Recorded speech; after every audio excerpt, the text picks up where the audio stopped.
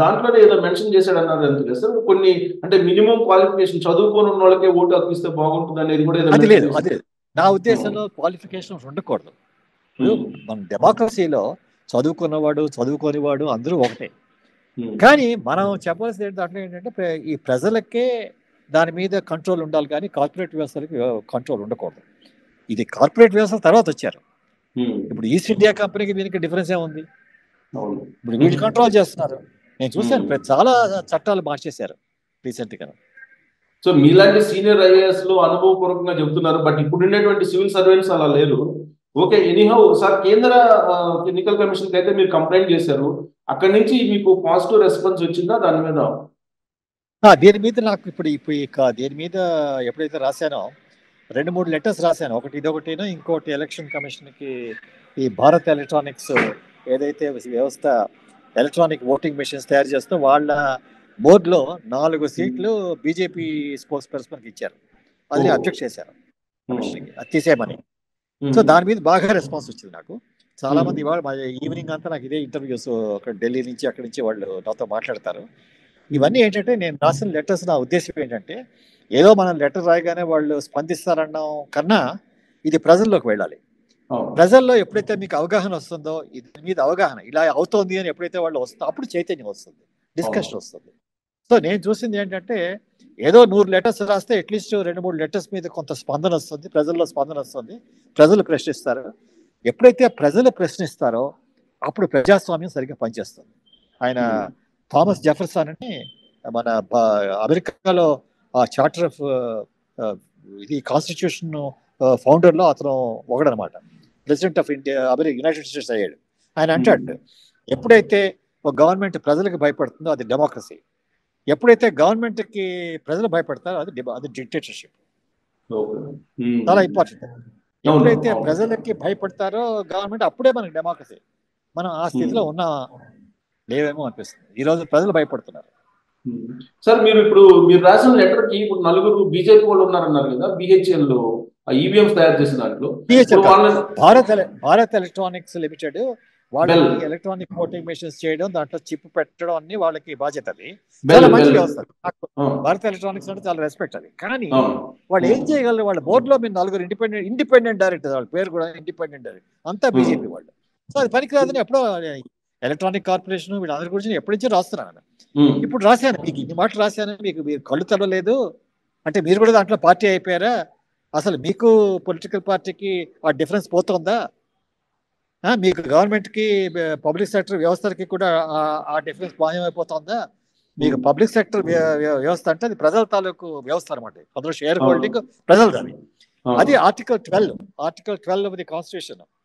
అందులో ఏంటంటే ఒక పబ్లిక్ సంస్థ అది ఒక గవర్నమెంట్ కాదు, అది స్టేట్ అంటారు దాన్ని రాజ్యాంగంలో.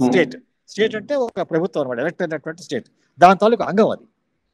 సో మీరు దాంట్లో మీరు బీజేపీ వాళ్ళని లోడ్ చేయడం తప్పు. ఒకప్పుడు కాంగ్రెస్ కూడా చేశారు, ఆ పార్టీ కూడా బ్లేమ్ చేయాలి. కానీ ఇప్పుడు ఇంకా పెద్ద ఎత్తున వీళ్ళు ప్రతి సంస్థలో, అందులో ఎస్పెషల్లీ ఎలక్ట్రానిక్ ఓటింగ్ మెషిన్స్ మీద డౌట్స్ వస్తున్నాయి, సందేహాలు వస్తున్నాయి. అప్పుడు ఆ బోర్డులో ఒక 4 ఉన్నారంటే అది కాన్ఫ్లిక్ట్ ఆఫ్ ఇంట్రెస్ట్ కాదా? అది మీరు ఆపాలి, వాళ్ళని వెనక్కి తీసేయమని మీరు ఆర్డర్ ఇవ్వచ్చు. మీకు అధికారం ఉంది అని వాళ్ళకి రాశాను. దాని మీద చాలా డిస్కషన్ అవుతుంది నేషనల్ లెవెల్లో. చెయ్యొచ్చు. ఒక శేషన్ గారు లాంటి వాడు ఉంటే, లిండో లాంటి వాడు ఉంటే చేస్తారు. ఇప్పుడు వీళ్ళు మేము ఒక చీఫ్ ఎలక్షన్ కమిషనర్ అతను చెప్పాడు, సార్ మేము శేషన్ గారు ఎక్కడ, నేను ఎక్కడ అంటే, మరి అటువంటి అధికారులు ఉన్నప్పుడు ఆ వ్యవస్థ తాలూకు లెవెల్ తగ్గిపోతుంది. ఇప్పుడు ఎప్పుడైతే నేను ఎక్కడ శేషన్ ఎక్కడని అన్నప్పుడు ఒక అధికారి అసలు అక్కడ ఉండే ఆయనకు హక్కు ఉందా, అర్హత ఉందా? సో వాళ్ళందరినీ చెప్తుంటాను. వాళ్ళు చాలా మంది నాకు ఒకప్పుడు తెలిసిన వాళ్ళు ఉన్నారు. వాళ్ళు చెప్తాను, చూడండి అయినా మీరు శేషన్ స్ఫూర్తితో పనిచేయండి, శేషన్ కన్నా ఇంకా మీదకి పోవాలి, మీరు ఆ వ్యవస్థను మీరు తీసుకురావాలని. కానీ మరి దీన్ని ఏమంటారంటే ఇంగ్లీష్లో సెల్ఫ్ ఎస్టీమ్, ఆత్మగౌరవం ఉండాలి. ఎప్పుడైతే ఆత్మగౌరవం తీరుస్తుందో వాళ్ళకి అక్కడ అర్హత లేదు, అక్కడ ఉండే అర్హత లేదు. సార్ ఇంత పెద్ద ఎత్తున మీరు ఫైట్ చేస్తున్నారు, మీకు ప్రెషర్స్ రావట్లేదా? జనరల్ గా చాలా మందికి ప్రెషర్స్ వస్తాయి అనుకుంటారు. ఏం చేస్తారు ప్రెషర్? ఇప్పుడు నన్ను గవర్నమెంట్లో ఉన్నప్పుడు నా 26 మాటలు ట్రాన్స్ఫర్ చేశారు. ఐఏఎస్ ఆఫీసర్ అందరికి చెప్తాను, చూడండి ఆయన నీకు ట్రాన్స్ఫర్ చేస్తే భయపడొద్దు, నువ్వు ఒకవేళ ట్రాన్స్ఫర్ చేస్తే అక్కడికి వెళ్ళు, గట్టిగా పనిచేయి, నువ్వు చట్టాన్ని అమలు చేయి, నేను ఎవడు ఏం ముట్టుకోలేడు అని. నేను గవర్నమెంట్లోంచి 2000 సంవత్సరంలో వాలంటరీ రిటైర్మెంట్ ఆప్ట్ చేసి వచ్చేసాను బయటికి. నేను ఐఏఎస్ అప్పుడు వాజ్పేయి గారు ప్రైమ్ మినిస్టర్, మంచి మనిషి ఆయన పాపం, కానీ ఆయనకి అడ్వైస్ చేసే వాళ్ళందరూ ఇటువంటి వాళ్ళు ఉన్నప్పుడు వాళ్ళతో నాకు విభేదాలు రాగానే నేను వదులుకున్నాను అప్పుడు. సో ఇప్పుడు నేను అన్నది ఏంటంటే, వీళ్ళు ఏం చేస్తారు, వీళ్ళు గట్టిగా ఉంటే ఎవడేం చేయలేరు, కానీ అక్కడ ఆత్మగౌరవం ఉండాలి. అంటే నాకు ఇవాళ ఒక ఐఏఎస్ ఆఫీసర్ నాతో మాట్లాడాడు, ఏం చేస్తున్నావు అయ్యా నువ్వు అంటే, లేదు సార్ నేను నాకు పోస్టింగ్ ఇవ్వలేదు అన్నాడు. అంటే ఎందుకు పోస్టింగ్ ఇవ్వలేదు అన్నాను. సార్ నేను ఎక్కువ వెళ్ళాను, జూలైలో రిపోర్ట్ చేశాను, నాకు పోస్టింగ్ ఇవ్వలేదు. చాలామంది అన్నారు నువ్వు వెళ్ళి కలువు పెద్దవాళ్ళని, నీకు పోస్టింగ్ ఇస్తారు. నేను కలవన్నాను అని చెప్పాను. చూడాను, నాకు నిజంగా నీ మీద నాకు గౌరవం పెరిగింది, వెల్ డన్, నీలాంటి వాళ్ళు కావాలి అని. అంటే మనలో కూడా ఈ రోజు కూడా ఆఫీసర్లో కొంతమంది మంచి వాళ్ళు ఉన్నారు, కొంతమంది చెడు ఉండొచ్చు. మంచి వాళ్ళని సపోర్ట్ చేయాలి 100%. ఎప్పుడు కాకపోతే ఏంటంటే పై భాగాన్ని ఇప్పుడు చెడు వాళ్ళు ఉన్నారు, అది ఎక్కువైపోయారు. రెండోది ఏంటంటే, ప్రతి వ్యక్తిలో కూడా మంచి ఉంటుంది, చెడు ఉంటుంది. మనం ఎప్పుడు చెడు చూస్తే చెడే కనిపిస్తుంది. నా ఉద్దేశంలో ఎక్కడన్నా మంచి ఉంటుంది దాన్ని ట్యాప్ చేయాలి, ఎంకరేజ్ చేయాలి. సో ప్రతి వ్యక్తిలో కూడా మంచి ఉంది, వాళ్ళందరినీ మనం ఎక్కడైతే మంచి ఉంటుంది వాళ్ళు నేను తప్పకుండా నేను ఇక్కడే కాదు, హర్యానాలో ఒక ఆఫీసర్ని అక్కడ మినిస్టర్ గారు ఇన్సర్ట్ చేశారు, schedule caste lady officer, IPS officer. నేను చూశాను టీవీలో, చూసి ఆవిడ నెంబర్, నేను మొబైల్ నెంబర్ అంతా వెతికి గూగుల్ డేటాబేస్లో చూసి నేను ఆవిడ టెలిఫోన్ చేశాను. అమ్మాయికి, చిన్న యంగ్ ఆఫీసర్, ఐపీఎస్ ఆఫీసర్, చూడమ్మా నువ్వు చేసింది చాలా బ్రహ్మాండంగా చేసేవారు, ఆ మినిస్టర్కి మతి లేదు, ఆమె నేను ఇన్సల్ట్ చేశాడు, నేను సపోర్ట్ చేస్తాను, నీ మీద వాడు చేశాడు, నేను కంప్లైంట్ చేస్తాను హర్యానాలో అని.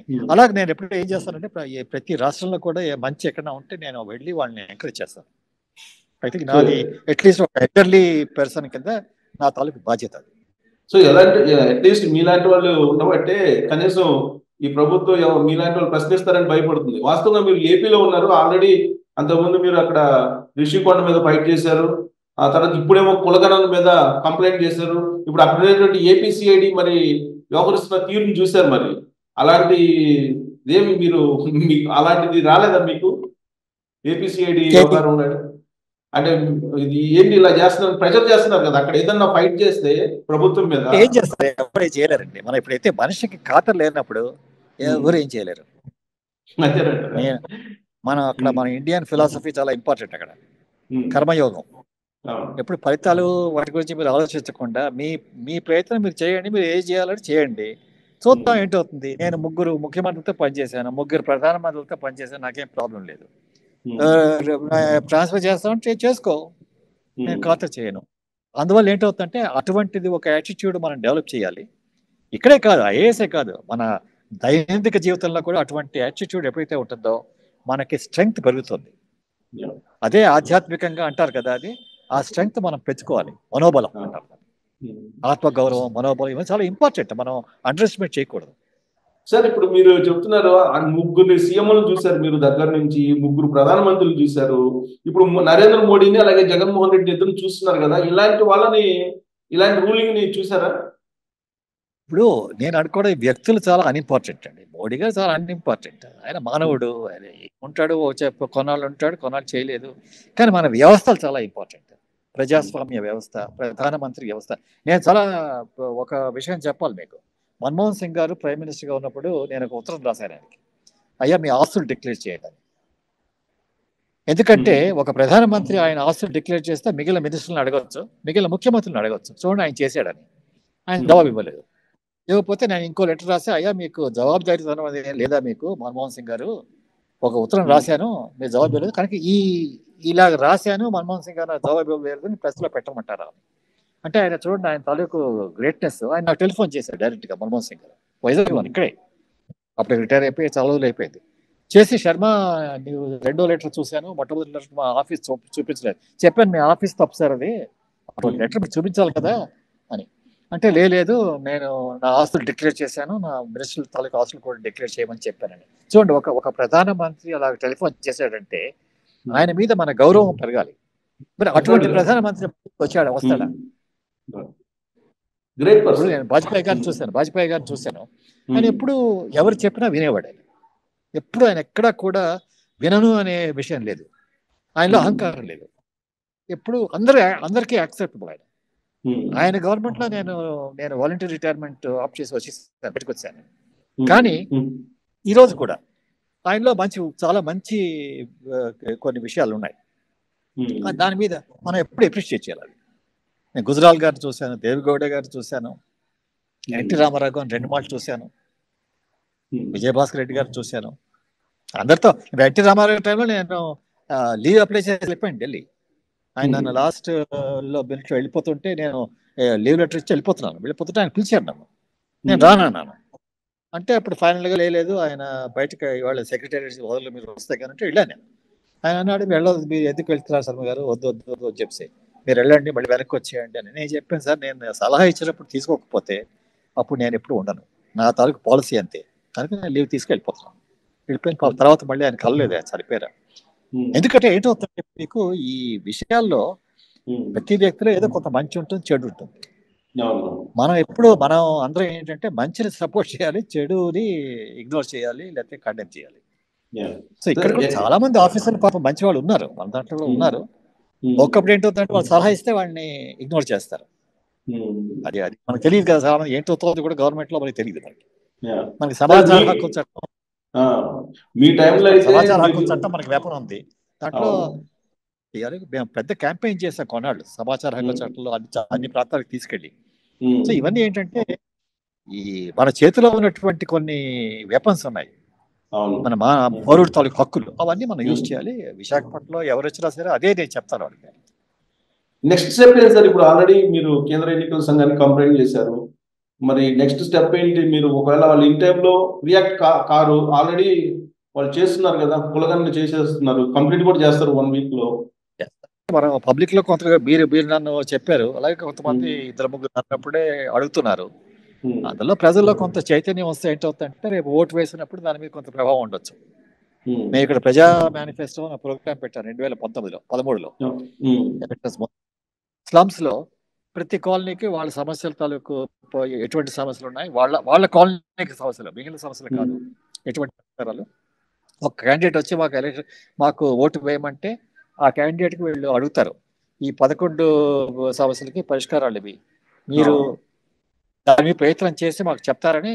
ఒక లాస్ట్ సెంటెన్స్ ఏంటంటే, నేను ఎవరైతే ఓటు తీసుకుని గెలుస్తారో వాళ్ళు ప్రతి 3 నెలలు వచ్చి జవాబుదారీగా చెప్పాలి అక్కడ ఆ కాలనీలో. దాని మీద స్టాంప్ పేపర్ని సైన్ చేయాలని ప్రజా మేనిఫెస్టోని పెట్టాం. అప్పుడు పెడితే కొన్ని చోట్ల సక్సెస్ అయింది, కొన్ని చోట్ల ఫెయిల్యూర్ అయింది, డజంట్ మ్యాటర్.